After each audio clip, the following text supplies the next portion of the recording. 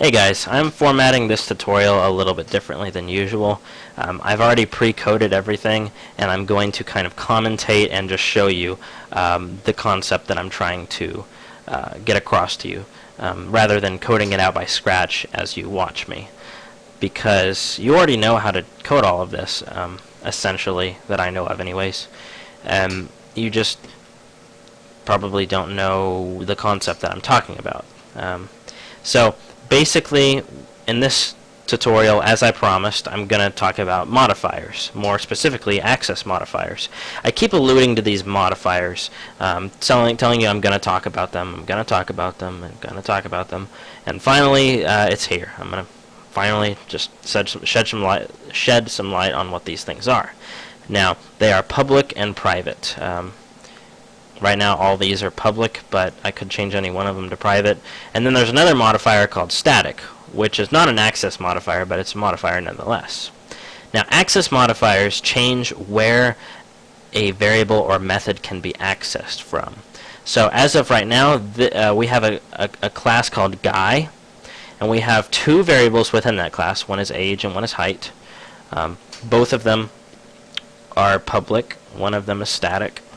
I'll go over static in a minute, but for now let's just address public and private. Notice how over here we have an int result in our form1.cs, and our int result is set to guy1.height. So we can access height right now. It's working perfectly. There's no errors down here. But look what happens when I change the height to private. If I change it to private, notice we get an error saying guy.height is inaccessible due to its protection level. Now that is because a public variable can be accessed within and outside of the class it inhabits. So it can be accessed outside of the guy class and also within the guy class. While a private variable can only be accessed within its class, so within the guy class. It cannot be accessed outside of it. For instance, our form1 class right here. So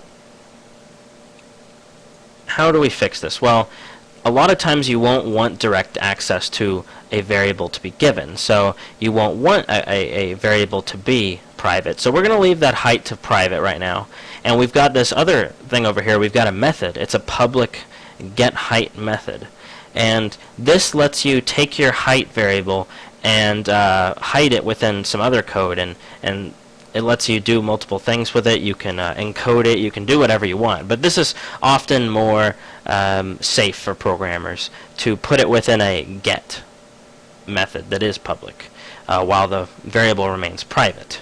So we've got our int height, for instance, which we no longer now need this other height out here because it's being done through the getHeight method. So basically, we've got our height of 5, and it is returned through this method. Now, this method is public, right? This method is public, so we can get the height through this. If it was private, we wouldn't be able to get it. But now we've put it in a function that we can safely give to the user as public. We're going to just use the guy getHeight method, which will return it and set the result to that, and it will be outputted as 5. Some guy is 5 feet tall. So that is public and private. Not that difficult, very easy to discern. But the other thing I wanted to talk about is static. Whenever you give something the static modifier, it essentially says that that can only be accessed as a class. It cannot be accessed as an instance. Now, I know we haven't talked about instances yet. In my next video, I'm going to run down kind of what instances are and introduce instances to you. We're not going to do a coding project for instances because that's a more advanced topic. I'm going to save that for more intermediate tutorials that will come later on. It's just not ready for the basic tutorials. So I created a basic instance here to show you what they are. Basically, you just say what type of variable it is. In this case, it's not a variable. It's using the class guy. So it's creating a new instance of the class guy. We're calling this instance Joe. and we're setting it equal to a new instance of guy. I know it's a bit confusing. Think of it as creating a variable of guy, naming it Joe, and then creating a new instance of that class guy.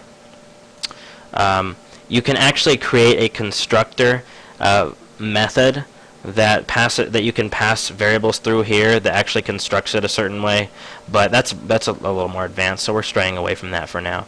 So anyways, think of it as a variable that we now have, but it really is an instance. It's like accessing the class, but it's its own special version of that class. Think of it as if we had a car class, we could create instances like Ferrari and Toyota and Ford, and different instances like that. And with guys, we can create like Bob and Joe and Jim, stuff like that.